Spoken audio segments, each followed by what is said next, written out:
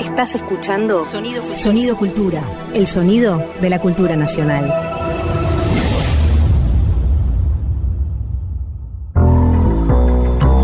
La tijera de un taller que recorta relatos, 1 centímetro mide tensiones, el dobladillo para el olvido y la cintura cósmica del ayer. María Pía López en Corte y Confección. Remienda sentidos culturales. Yo, por efecto de las lecturas de la que ya estaba intoxicado, reservé la atención para lo maravilloso. No concebía como digno de mi atención sino lo que estuviera facetado en 1000 caras, el diamante en cuyo corazón innumerable se reprodujeran las imágenes de mi realidad personal. Ese diamante era un objeto alegórico, pero resultó real. Ahí estuve un día, en Dresde, en la bodega verde o gabinete de maravillas de los reyes sajones, a la salida del cual me detuve ante el maravilloso diamante verde del tamaño del corazón de un niño. Ese objeto existe en la realidad, y en la realidad exhausta de los circuitos turísticos. César Aira, una educación defectuosa. Corte y confección o un taller de preocupaciones hoy, porque así estamos pensando en qué es lo que sucede cuando a nivel mundial crecen las derechas y esas derechas no paran de inventar estrategias de presentación, difusión, alteración del orden. Digo, preocupación, porque ¿cómo no preocuparnos si lo que empieza a avanzar de un modo consistente en el mundo es un modo de tratar las cuestiones que nos preocupan a todas y a todos, que son las cuestiones de la vida, las cuestiones del trabajo, las cuestiones de la supervivencia, de la enfermedad, del encierro, todas esas cuestiones, pero se tratan todas esas cuestiones como si pudieran resolverse con una facilidad enorme, con la facilidad de decir tal o cual es culpable de este resultado, de esta situación y de ese modo condenar a esas personas. Bueno, esos son los atajos a los que crecen las derechas, pero fundamentalmente crecen bajo el argumento de la destitución, de la importancia del hacer política. Del hacer política como forma de gestionar lo común, como forma de intervenir sobre lo común, como posibilidad de hacer de las instituciones algo que puede mejorar la vida de las personas. Es decir, nuestras vidas no son vidas que puedan resolverse en solitario por los propios esfuerzos, como creen muchas personas, sino que necesitan una red de instituciones, de políticas públicas, de garantía de derechos para que se puedan realizar. ¿Quién no escuchó alguna vez una frase muy instalada en la lengua popular? Gane quien gane, yo tengo que trabajar. Es cierto, todos tenemos que trabajar, gane quien gane. Se le encanta decirle muchas veces a los taxistas esa frase, gane quien gane, tengo que trabajar. Pero es distinto trabajar, la verdad, y que los pibes puedan ir a la universidad. Es distinto trabajar y que no haya que endeudarse para pagar un sistema de salud. Es distinto trabajar y que haya condiciones dignas de existencia, porque hay políticas públicas. Bueno, sobre esa negación, esa frase de gane quien gane, yo tengo que trabajar, es que se erige una destitución de la idea de la política como afectación de lo común, porque se piensa la política como una mera extracción de la riqueza social, un modo parasitario, del cual no tendría ningún otro efecto que apropiarse. Bueno, contra eso hay que, me parece que pensar, discutir, desarmar esos núcleos, desarmar los núcleos que son los núcleos de una ideología que finalmente quiere condenarnos a cada una y a cada uno de nosotros a la vida aislada y a la impotencia, al no poder hacer, ni como personas separadas, ni como entramados sociales. Así que aquí, bienvenidos al más preocupado de nuestros corte y confección.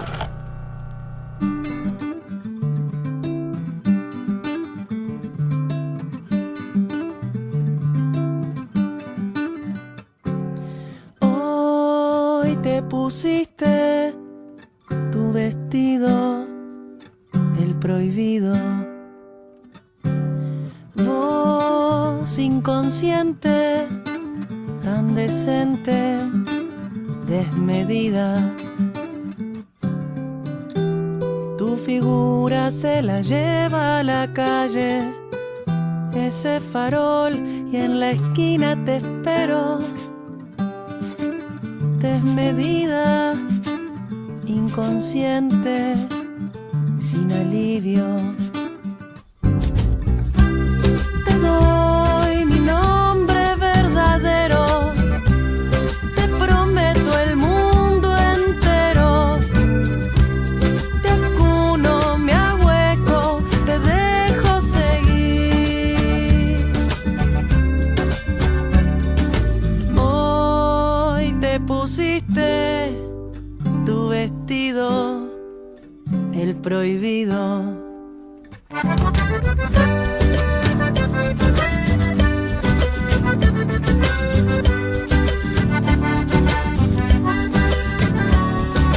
Vos inconsciente, tan decente, desmedida.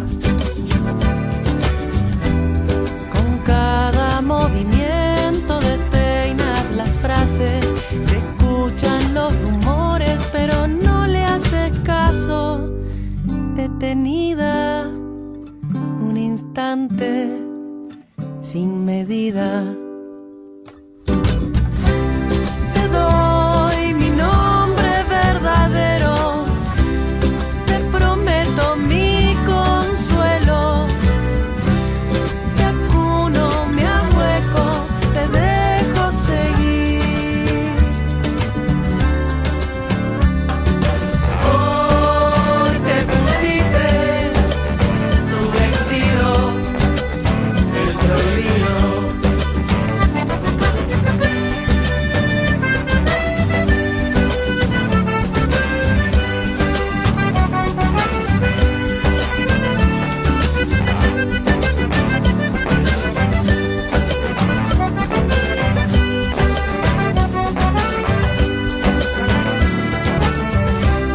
Te doy mi nombre verdadero, te prometo el mundo entero.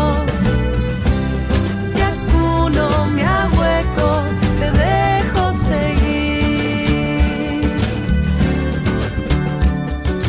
Hoy te pusiste tu vestido, el prohibido.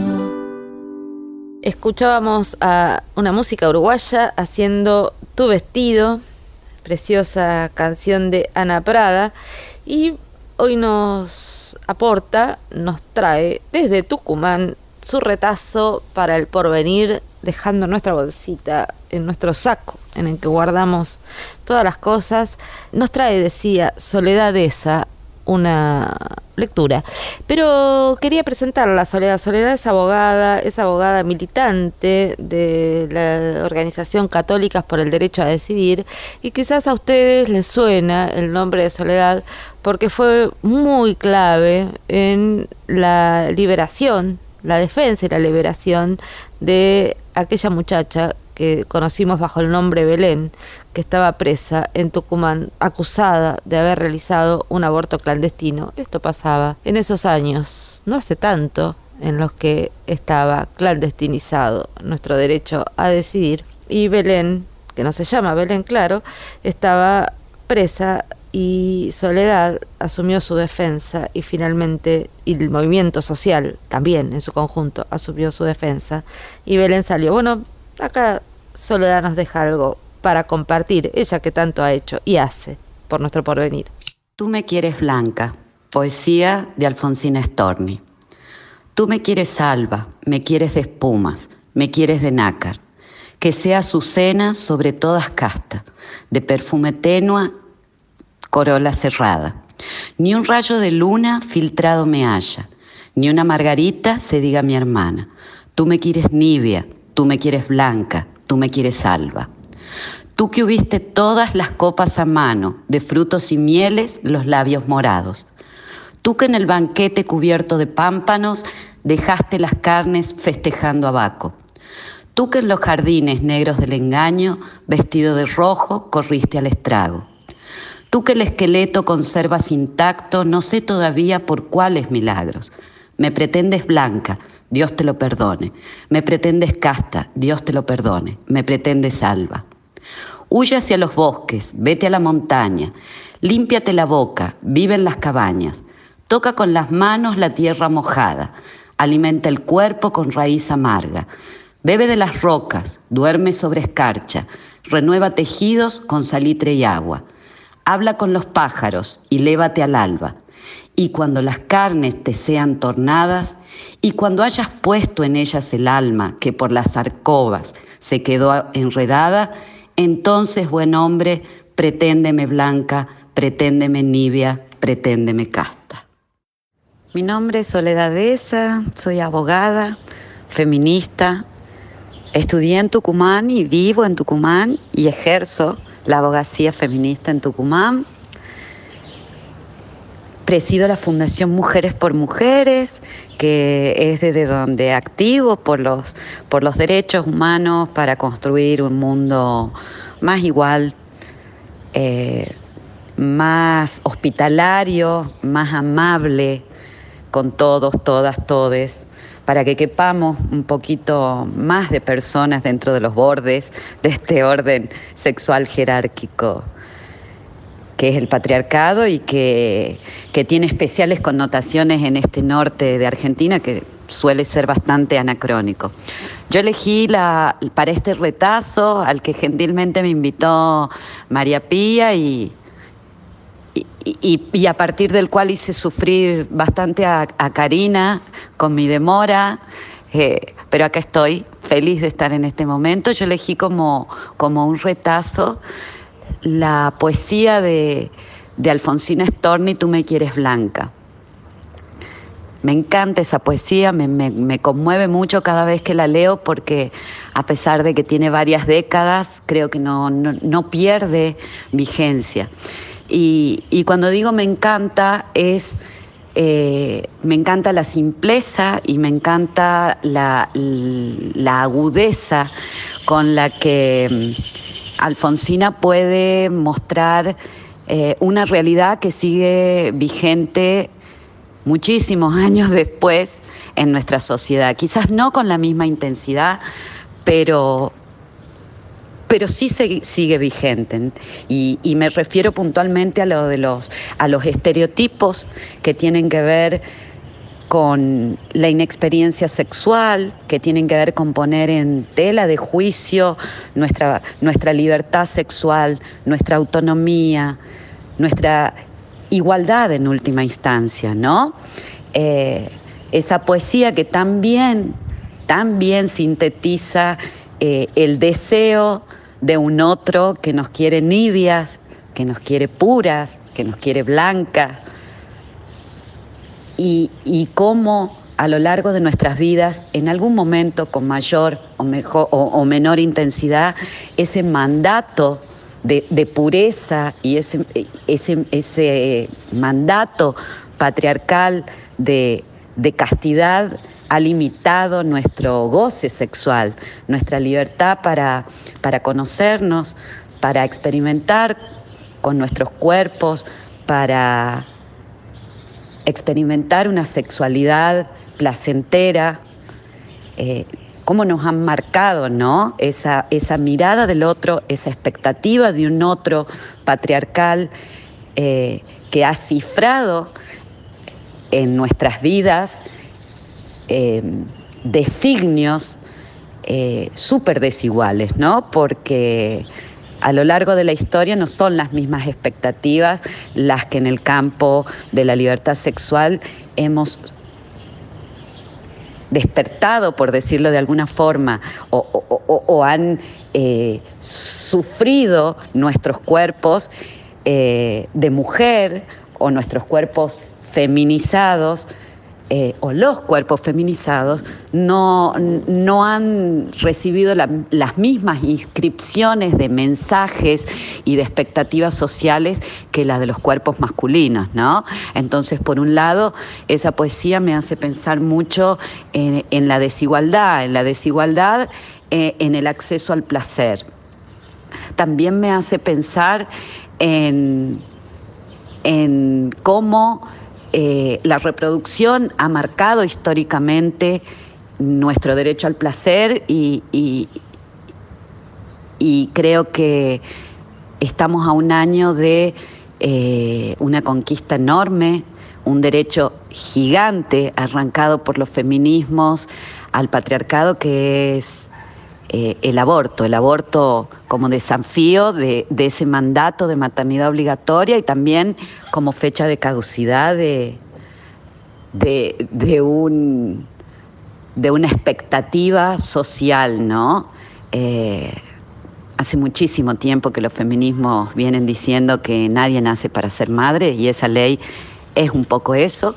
Y esa ley tiene mucho que ver con el placer. Yo me atrevo ahora en este retazo a dar una vuelta de tuerca al final de esa poesía, muchísimos años después y con un poco de, sin querer parecer presumida, me atrevo muy humildemente a pensar otro final para esa poesía, un final más emancipador en el que no haya ningún momento en el que un otro patriarcal esté habilitado para cifrar esas expectativas sobre nuestros cuerpos, ni siquiera cuando haya cambiado su manera de ser, ¿no? Que es el mensaje en última instancia, ¿no? Espero que nuestros cuerpos sean finalmente libres en un tiempo no muy lejano y donde ninguna persona se sienta con derechos a opinar sobre nuestras vidas o a querernos blancas o a querernos nibias o a querernos castas, ni aun cuando esa persona sea nibia o sea casta. Abogo, valga la redundancia, porque soy abogada, abogo por una vida más libre, una vida más igual, pero por sobre todo por una emancipación donde el placer, donde la autonomía y donde la libertad sean un denominador común de nuestras decisiones. Un abrazo para todos y todas.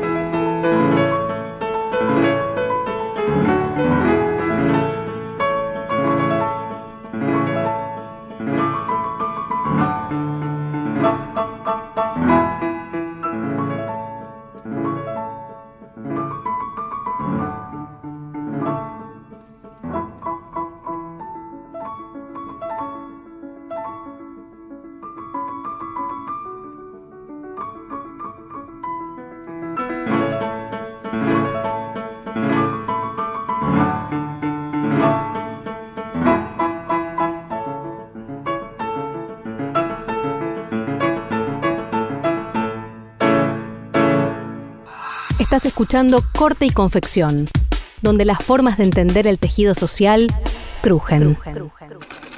Mientras Paul charlaba, Margaret se sentaba a hacer sus labores y se maravillaba de su inagotable reservas de anécdotas, chismes y descripciones vividas e impactantes.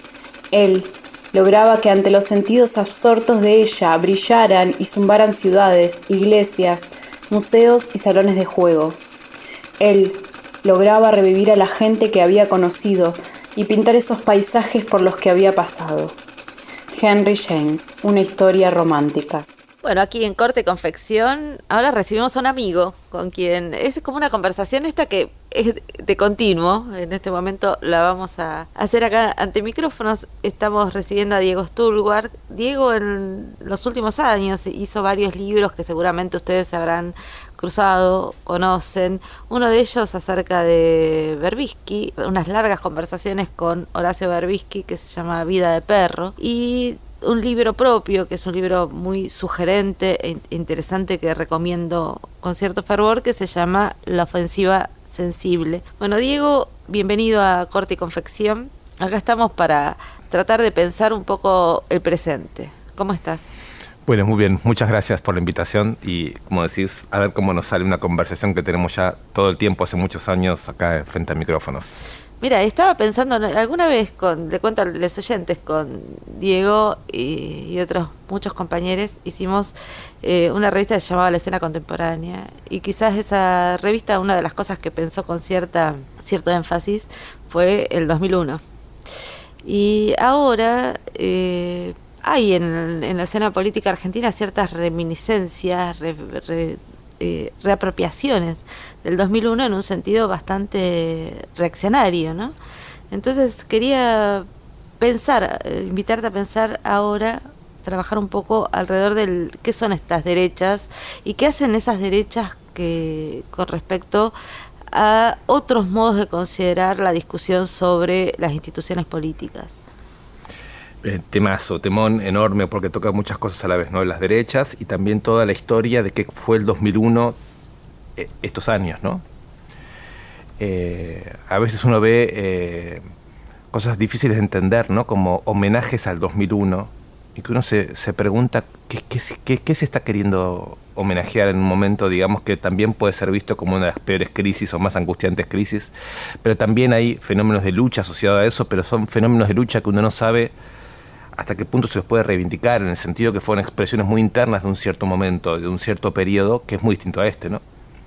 Pero creo que quizás el 2001 sí conserva el sentido de una capacidad de reacción social frente a una crisis muy brutal, que es capaz de reponer desde la sociedad dimensiones democráticas, ¿no?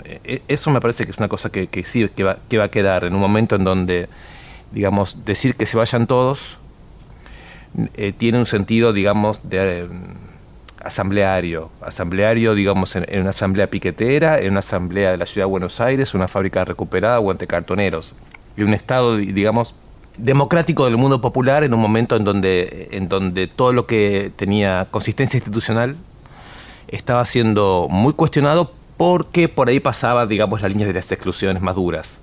Ese recuerdo del 2001 me parece que es un recuerdo que fue muy maltratado por la política estos años. No fue visto como el grado cero de la política, como el momento a partir del cual había que reescribir una sociedad, digamos, que aprendiera algo de eso, sino que muy rápidamente fue visto como antipolítica, como lo otro de la política. Y creo que es una lectura pésima, digamos, para hablar en lenguaje muy argentino, diría es un lenguaje muy heredero de la discusión del 83, digamos, de la transición, ¿no? O sea, reivindicar la política como oficio, ¿no? Una serie de cosas que me parecen mal planteadas, porque en realidad lo que fue a partir de aquel momento la reposición de la política tuvo como sujeto no al político, sino al movimiento social, que es un hijo directo del 2001, y que entra en este nuevo esquema de una manera, a mi modo de ver, excesivamente subordinada, dado que el movimiento social tiene un lugar fundante e instituyente con respecto al proceso político que se abre después del 2001. Sin embargo, digamos así, la idea de que la política vuelve en el 2003, es decir, que esa situación previa no se puede pensar como momento propio de la política, me parece que fundó un tipo de situación que hoy está agotada, que ya no tiene formato posible. Ahora por ahí sería bueno hablar de eso. Pero, digamos, lo que creo que ocurre es que la idea del 2001 como antipolítica es hoy utilizada en el polo opuesto de la sociedad con respecto a aquel 2001, ¿sí? Los Milei, las nuevas derechas, digamos, que son terminales de grandes empresas y de momentos mediáticos que, lejos de cuestionar instituciones o el orden, están exigiendo que se aseguren relaciones de dominación las más brutales por los medios más desinhibidos. Y a mí me llama muchísimo la atención cómo tantos periodistas y tantas personas del mundo progresista sacan publicaciones diciendo cómo es que la rebelión se hizo de derecha. Se acepta una idea que hay un sentido común progresista popular de izquierda y un cuestionamiento de la derecha. Es un guión escrito por el propio Milei. O sea, el propio Milei nos está pidiendo que pensemos la realidad de esa manera, ¿no? Los jóvenes hoy son libertarios y son revolucionarios, por lo tanto son de derecha. Que creo que no nos permite comprender qué cosa es esta nueva derecha. Esta nueva derecha me parece que tiene como una premisa, me gustaría que ver si eso se puede pensar, una cierta paranoia, un cierto miedo, están anticipando un cierto desafío, y me parece que habría que entrar por ahí, porque se trata en Argentina, y no solo en Argentina, de grandes momentos de aseguramiento de los dispositivos de mando. Tan pornográficos que yo no recuerdo momentos como estos. Es decir, uno recuerda golpes de Estado, cosas como esas. Pero desde que la derecha gana elecciones, que es una novedad del 2015, digamos, ¿no? O en la ciudad de Buenos Aires por un poquito antes, desde que la derecha sabe cómo hacer para ganar elecciones, se produce esta combinación de un nivel de deseo de asegurar y preservar formas de preeminencia sexuales, nacionales, étnicas y sobre todo clasistas, por medios electorales, reponiendo las jerarquías más brutales que entran en directa relación con las historias de las dictaduras. Entonces la idea que se quedan con la rebeldía me parece inaceptable, completamente inaceptable. Mucho más pregunta me parece que es qué pasó con las rebeldías. No tanto si se la apropiaron, porque realmente no existe ningún nivel de cuestionamiento. Sí, en todo caso, quizás hay una impugnación de lo que la política dijo de sí misma a partir del 2001, que es, hemos vuelto, lo político es lo central, lo político entendido como la política profesional es lo que garantiza, digamos, es lo que da garantías a la sociedad, y cosa que creo que en general eso no se verificó. Ahí pensaba, me gusta lo que señalás de la crítica al modo, a pensar que la derecha puede apropiarse de la rebeldía, porque sería considerar la rebeldía como un gesto, digamos, como un gesto, un ademán, algo que se puede repetir la forma, y en tanto forma de impugnación aceptaríamos ese nombre y no como insurrección respecto a un orden de cosas. Y pensando en eso, vos usaste recién la expresión, es una derecha desinhibida, y es rejerarquizante y desinhibida. Bueno, me gustaría que nos detengamos en eso para pensar un poco la relación entre esto que tenemos muy a la vista, que es la derecha argentina en esa desinhibición, y en relación a un contexto más amplio. Si pensás que estos rasgos de desinhibición y de rejerarquización son propios de la ofensiva mundial de las derechas. Sí, pienso que sí, y lo escuché en algún momento, le presté atención a Milei, 2 o 3 momentos le presté atención como se presta atención, digamos, desde las ciencias sociales, ¿no? Como que quiero comprender. Un hecho social. Es un hecho social, ¿no? Entonces, así lo escuché alguna vez explicando que había una cultura marxista de poder. Me hizo mucho acordar a lo que decían los FAMUS en aquella época de Alfonsín, que son los familiares, ¿no? de los muertos por la subversión. Que ellos decían que Alfonsín era parte de la sinagoga radical gramsciana. Gramsci, ¿no? O sea, la idea de que Gramsci es una especie de infiltración de los marxistas en el poder, y que había una especie de cultura que ya no se corresponde con ninguna historia de revoluciones. Tiene como una especie de espíritu propio, marxistizante, digamos, y que frente a esa cultura que ellos levantan su revolución, una especie de revolución cultural. Pero, digamos, creo que ahí hay un tema que sí es bastante importante, ¿no? Y es como ciertos discursos, digamos, provenientes del mundo de la izquierda se emanciparon de las fuerzas que pueden transformar las cosas. Creo que eso está bien visto por la derecha, que lo están viendo bien, ¿no? O sea, todos queremos que gane Lula en Brasil, y todos suponemos que si Lula gana sin construir una cierta sincronía con demandas y fuerzas sociales, la frustración de gobiernos muy leves, que no llegan a marcar diferencias, tiene un valor emotivo y simbólico enorme. Nos emocionan, pero no creemos que viven una transformación fuerte en Brasil. Entonces, ese es un problema bastante grande, yo creo, que es autonomizar efectos simbólicos afectivos de las operaciones que hacen que haya una fuerza transformadora. Creo que la derecha lo ve bien, y lo que se quiere sacar de encima es una suerte de pacto en el cual concurren ciertas izquierdas y ciertos movimientos conservadores que lo que creen es que el pacto de dominación es eufemístico. Es decir, que para dominar, vos no tenés que decir que estás dominando. mucho menos tenés que decir que sos un blanco dominando un negro, un macho dominando una hembra, o un rico dominando un pobre, que eso no se dice. Ese pacto de dominación, digamos, al cual convergen las socialdemocracias y el mundo conservador, está siendo cuestionado por un sector de la derecha que cree que esta forma de dominación no le garantiza equilibrios básicos. Entonces, yo veo en el fondo no un problema cultural de las derechas o subjetivo de las derechas, sino una asistencia subjetiva y cultural a un problema más de tipo estructural del capitalismo, que es que los equilibrios de la acumulación no están alcanzando, que van por un aumento de la tasa de ganancia, que van por una agresividad en la acumulación, tanto en bienes naturales como frente a la cooperación social, y que lo que están constituyendo es el tipo de subjetividad que permite ese tipo de militarización y ese tipo de agresión, frente a lo cual lo políticamente correcto es absolutamente insuficiente, sino una reacción policial mediocre. Que dicen, no hablemos así, no digamos estas cosas. Entonces, la derecha logra así decir, porque al desinhibir, digamos, traduce una serie de pulsiones oscuras y de frustraciones, de las que hablamos quizás hace un rato, y entonces me parece que es un momento estructural del capitalismo, global del capitalismo, y que hay que pensarlo, como siempre, en concreto como fenómenos entre nosotros, cómo se da entre nosotros, porque solamente cuando se lo piensa en concreto se pueden pensar los desplazamientos y los contradiscursos y las contraposibilidades. Pero sí, yo creo que hay una especie de, vamos a decirlo así, anticipación delirante y paranoica de las clases dominantes sobre lo que creen que es una dificultad muy grande de garantizar sus privilegios en medio de la crisis. Sí, ahí digo, porque dos cosas, vos decís pensarlo de un modo local también las cuestiones para entender esa especificidad, y para pensar ese modo local, sí, me parece que hay que introducir la variable peronismo, en el sentido de que esta derecha, en el modo que se da en Argentina, también se fundamenta como una amalgama específicamente gorila, digamos, de encontrar en el peronismo la mayor amenaza, no solo discursivo de pacto de lo políticamente correcto, sino también de traer poner en juego una memoria histórica material de las clases populares, ¿no? Mientras me estabas diciendo, me sonreía a mí mismo porque me acordaba de la recurrente cita que Horacio González hacía de Cook, cuando Cook decía, ¿no? Los comunistas en la Argentina somos nosotros los peronistas. Quizás la derecha está pensando parecido.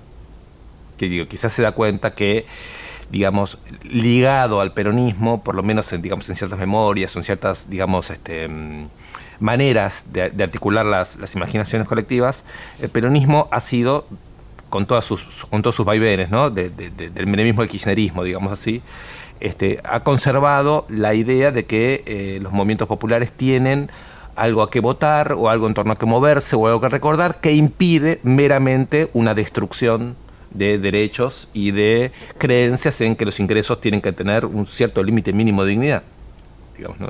Quizás, efectivamente, el peronismo y todas las expresiones de una dimensión plebeya que puedan subsistir en la sociedad argentina son efectivamente enemigos. Y yo diría que es muy lúcido si lo leen así. Creo que es muy, muy lúcido ir desarticulando cómo se desarticula la historicidad del mundo de los derechos humanos, cómo se articula cierto imaginario que tiene que ver con momentos sindicales, con momentos de inclusión social, con momentos de reparación, con momentos de por lo menos de protección de cierto mínimo material, y cómo han destruido todo el mundo cultural de las izquierdas. Me parece que son enemigos efectivos, bien localizados, y también cómo se está destruyendo en este momento el polo del feminismo popular, convirtiéndolo en un feminismo liberal, digamos, ¿no? Entonces, creo que se está viendo bien cuáles son los elementos de constitución de contrapoderes, y se los está destruyendo con una eficacia que ojalá tuviésemos nosotros a la hora de darnos cuenta que este tipo de construcción política no tiene nada que ver con el mundo de las hegemonías, tiene todo que ver con el mundo de la guerra. Esto es un mundo de la guerra, es un mundo de destrucción de momentos, de constitución de modos de vida, en función de una imposición de otras que tiene una regresividad infinita, digamos, ¿no? Por eso cuando a veces decimos los fascismos, ¿no? Y uno piensa, pero podemos decir fascistas a estos. Fascistas era quizás Mussolini, pero sin embargo, con todas las discontinuidades del caso, hay algo que nos hace pensar, ¿no? No podemos dejar de pensar ¿qué harían con los mapuches si pudieran? ¿No campos de concentración? Sí, harían campos de concentración. ¿Qué harían en los barrios populares con todo lo que llaman piquetero, mafioso, chorro, puta? Quizás no lo hagan, pero nosotros podemos, como diría Benjamin, ¿no? ¿Podemos no sentir un momento de peligro? Seríamos unos idiotas totales, digamos, ¿no? Y no sabríamos tampoco qué decir a la gente más joven cuando les tenemos que decir que nosotros sí tenemos que decir que hemos vivido en Argentina ciertas cosas y que no podemos dejar de defendernos ante eso, ¿no? Y de advertir, ¿no? El peligro. Sí. Pero ahí pensabas cuando estabas haciendo esta descripción que estas derechas impugnan el acuerdo de lo políticamente correcto y esa expresión como casi superestructural, digamos, para decirlo en términos muy clásicos de esos acuerdos, mientras combaten algo de fondo que estaría vehiculizado o tolerado por esos mismos acuerdos, que sería una fuerza democrática disruptiva. Y lo que falta por momentos es, por el contrario, una crítica por izquierda a eso, de poder sostener que esos enunciados políticamente correctos, ese mundo de los acuerdos institucionales, donde, por ejemplo, se expresan en términos liberales las acumulaciones políticas de los feminismos, tengan una encarnadura, es decir, como si por momentos la derecha fuera más materialista que las izquierdas en el modo en que estamos pensando la coyuntura, ¿no? Sí, exactamente. Pienso que la derecha está actuando más materialistamente que las izquierdas, con el problema que quizás tanto insistió León Rositner, es que no es el mismo materialismo. Entonces ahí tenemos un problema nosotros de por qué estamos tan distantes de una cierta comprensión más de tipo subjetivo material de la guerra en la que estamos metidos. Cuando por ejemplo, después de las elecciones de las PASO últimas, circuló esta lectura de la iglesia, ¿no? O de obispos importantes de la iglesia argentina diciendo, bueno, basta de pañuelito verde y marihuana, ¿no? Hay muchos pobres. Ese corte que se introduce es un corte brutal, donde toda la enseñanza que el feminismo puede haber aportado en los últimos años sobre modos de explotación, formas de economía, trabajos domésticos, territorialidad, todo eso queda amputado y la lectura de lo popular vuelve a ser la lectura más reaccionaria, de un tipo de materialismo más victimizante, que vuelve a poner a los llamados pobres en una zona antropológica increíble, ¿no? ¿Quién ve un pobre? ¿Quién piensa un pobre? Los pobres quedan como una zona que requiere un tipo de intérprete muy especial, que en general es un intelectual de la iglesia, digamos, ¿no? Que nos habla, digamos, de las virtudes de la pobreza. Entonces, el corte con el feminismo como momento de relectura de lo popular, como relectura de la materialidad, es muy brutal y nuestra capacidad de reaccionar ante eso es muy baja. Es muy baja.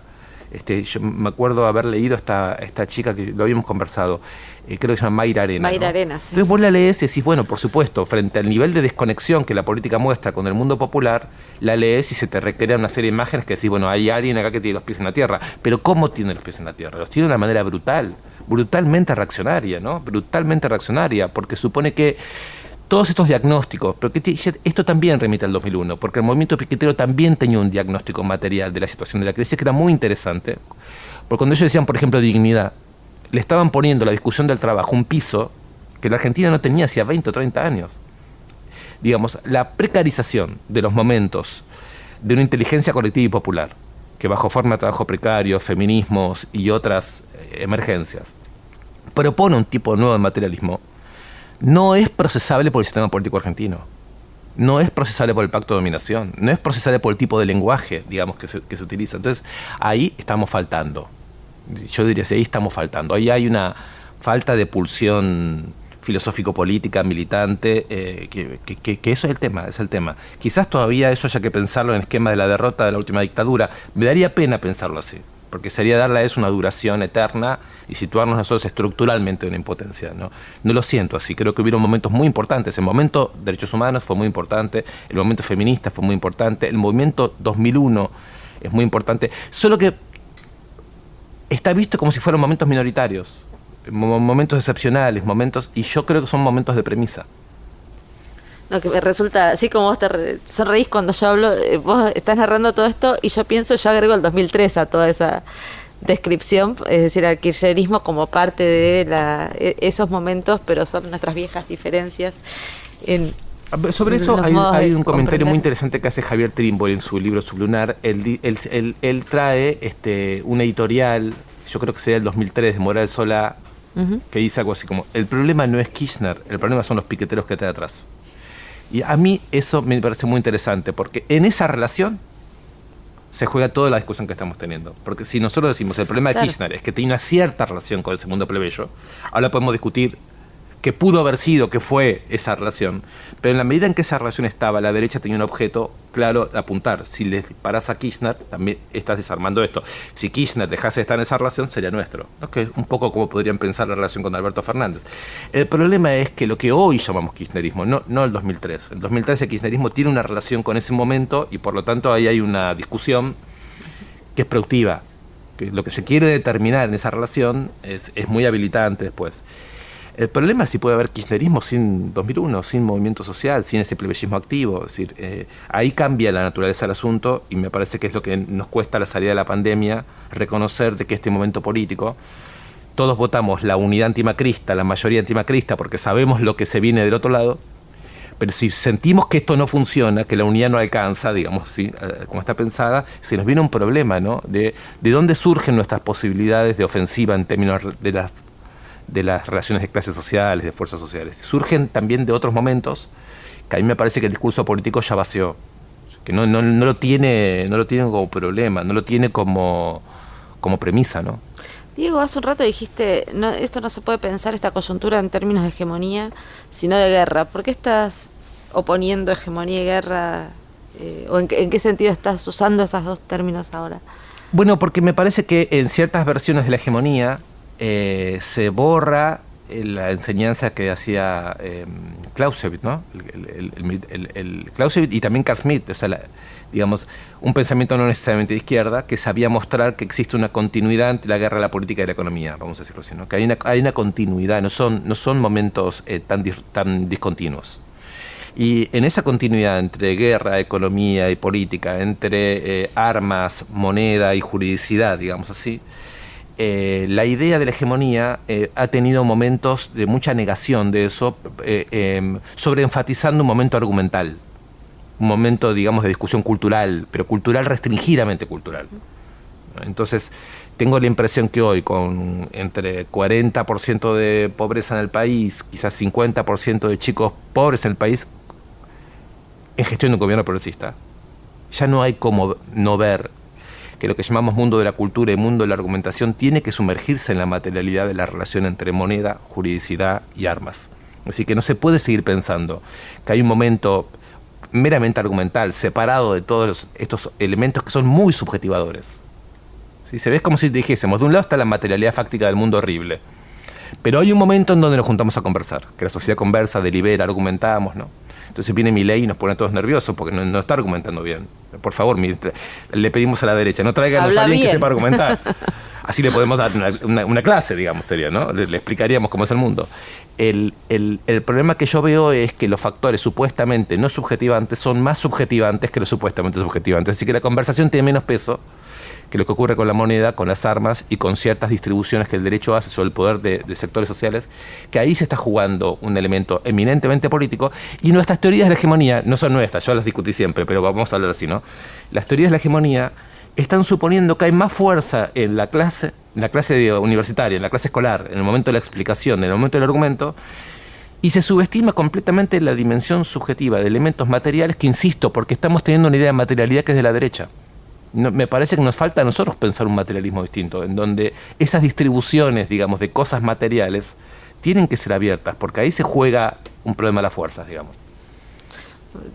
Yo lo traduciría casi en términos teóricos, lo que estás diciendo, de nombres propios, ¿no? Estás discutiendo a Laclau, Ernesto, de las teorías de la hegemonía de Laclau desde una perspectiva de León. Y ahí te quería preguntar por otro tipo del trabajo que vos solés hacer, saliendo un poco de coyuntura, que es cómo el trabajo que hiciste justo con Christian Suxford de edición de las obras completas de León, y también en los esfuerzos, hace poco armaron una lectura de la izquierda sin sujeto en memoria de los 10 años de la muerte de León Rosichner.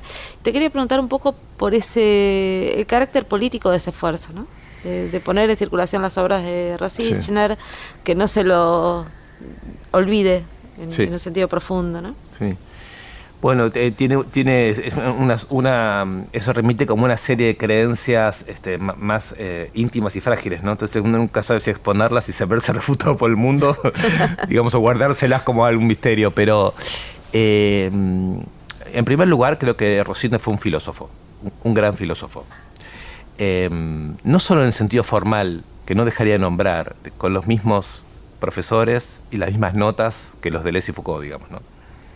Sí, alguien que ha pasado por la misma prueba y ha tenido el mismo tipo de legitimación académica y que toma la decisión de poner en juego eso no en el armado de un sistema filosófico, sino en una inmersión de la coyuntura argentina y latinoamericana. Entonces, me parece que hay algo fundamental, que es una suerte de enaltecimiento de lo que nos pasa a nosotros como el objeto más noble que puede tener la filosofía más rigurosa. Ese gesto me parece que es que aún hoy escasea, digamos, ¿no? Que, digamos, seguimos haciendo tesis y cosas sobre lo que dice el mundo editorial europeo de lo que hay que leer, que seguimos pensando en nuestras experiencias con categorías muy, digamos, manipuladas por la industria, por la industria universitaria y cultural no latinoamericana, digamos así. Y creo que Rositner hizo un gesto extraordinario en decir, che, lo que nos pasa. Y ese lo que nos pasa, que puede ser Perón, que puede ser Malvinas, que puede ser el Lo Matarás, ¿no? Que son como distintos momentos por los que puede ser la Revolución Cubana. Ese lo que nos pasa en Rositner está constituido en un tipo de método que a mí me parece muy importante, que es, creo que lo puedo decir así, solamente descubrimos cómo estamos hechos nosotros, digamos así, lo inconsciente, solamente descubrimos quiénes somos y cómo estamos hechos nosotros cuando somos capaces de pensar desde ahí fenómenos que nos ocurren y que no están pensados, y que del modo en que los pensamos se deriva nuestra posibilidad de constituir fuerza con otros. Entonces hay una articulación entre lo más íntimo, entre la capacidad de nombrar y pensar lo que nos está pasando, y hacerlo de modo tal que no sería lo mismo si al hacerlo nosotros somos capaces de construir algún tipo de experiencia colectiva que intervenga en el momento, ¿no? Entonces, las Madres de Plaza de Mayo de León Rositner en la época de Malvinas no es simplemente un grupo con el que llevarse bien o mal. Es un indicador de lo que está pasando con los intelectuales aterrados en el exilio, con la operación que se está haciendo sobre la guerra. Es una lectura sobre cómo, sobre la base de la privatización y la ESMA, no hay guerra anticolonial posible. Ese método, digamos así, que puede ser tan complejo para mí, porque introduce el psicoanálisis, la fenomenología, todos los elementos del gran pensamiento occidental, pensando coyunturas y pensándolo de un modo militante, no porque haya grupo militante, sino porque se toma en serio el asunto de la guerra, que creo que es un poco el mismo aspecto que me parece importante. Esto es una primera respuesta. Y después hay otra respuesta, que no sé si a León le gustaría tanto como esta que acabo de hacer, ¿no? Esta le encantaría. Ahí hablé como un discípulo de Rositner. Claro. Ahora voy a hablar como otra cosa. El crítico de Rositner. Claro, voy a hablar como otra cosa, que es esta. Yo creo que no se puede pensar la historia latinoamericana, suponiendo que la historia sea importante, sin pensar algo que ocurrió en torno a la Revolución Cubana y que concierne muy especialmente al peronismo. Es decir, si uno se saca una foto de qué estaban haciendo los referentes más interesantes de lo que hoy llamamos la izquierda peronista de los 70, años 61, estaban todos luchando contra la invasión de Playa Girón. Estaba Walsh en Prensa Latina, estaba Cook con el uniforme puesto, ¿no? León estaba dando clases ahí en la universidad, convencido de que las clases no podían ser solo con los manuales soviéticos, sino que tenían que ser con el tipo de fenómeno que estaba ocurriendo ahí, y que a él le gustaba mucho la idea del hombre nuevo de ese momento, que era la idea, que tiene que ver con lo que hablamos antes, de que el socialismo no puede existir sin que aparezca la dimensión individual como crítica y creativa, siendo ya parte de la distribución material de los objetos, ¿no? Es decir, un problema de subjetividad. Yo tengo la impresión de que ese proyecto, digamos así, terminó en el 77, y terminó con las armas, y terminó, es el mismo momento en que ese proyecto se ha aniquilado en América Latina, es el mismo momento en que surge un nuevo proyecto que también articula economía y subjetividad, que se llama neoliberalismo, que se instala como acto de guerra, que se instala destruyendo el efecto de la Revolución Cubana a nivel continental, y que lo que nos propone ahora es que economía y subjetividad son dos polos fundamentales, inimaginables por fuera de la ley de valor y los avatares del capital. Como creo que ese es el punto en el que estamos todavía en ese momento en donde no hay posibilidad de pensar subjetividad que no sea articulada con la economía neoliberal, y ese es el negativo exacto del guevarismo. Es el negativo exacto. No es posibilidad de hacer una distribución de la economía diferente sin un sujeto nuevo, pero por fuera de la ley de valor como condición. Yo tengo la impresión que izquierda sin sujeto nombra muy bien el punto en que hemos quedado. Somos de izquierda porque queremos una distribución material diferente, porque queremos una distribución del poder diferente, pero no somos capaces, ¿no?, de activar esa dimensión subjetiva sin la cual esto otro no tiene ninguna eficacia. Entonces creo que hay algo que hacer con Rositner. que él no sabría hacerlo consigo mismo. Quiero decir, hay algo que ya no es ser rositneriano, que creo que es más bien que hacer con cierta historia, con una cierta manera de leer la historia, con un cierto acumulado. Uno podría decir, Rositner, González, Walsh, Eve, podría poner una serie de nombres y preguntarse, cuando nos despedimos de ellos, ¿nos despedimos del siglo XX? ¿El agotamiento de esas vidas y de esas producciones son algo de lo que tenemos que despedirnos? ¿O son de alguna manera la premisa sin la cual no tendremos más nada que retomar en términos de fuerzas históricas y luchas que benjaminianamente necesitamos reapropiarnos? Como obviamente pienso lo segundo, creo que tenemos que evitar un estado de homenaje y de lamento en el sentido grande. Lo digo por mí cuando hacemos lo de Rositner, que digo a 10 años de la muerte de Rositner, pero en realidad a mí no me gusta decir que es a 10 años de la muerte de Rositner. Necesitamos pensar izquierda sin sujeto en una plaza. Necesitamos entrar de vuelta en contacto con este pensamiento para saber qué haríamos hoy, que no es necesariamente una tesis en la facultad. Sí, eso también. Pero quizás necesitamos tomar una cierta conciencia de la guerra y del enfrentamiento. Yo creo que sí.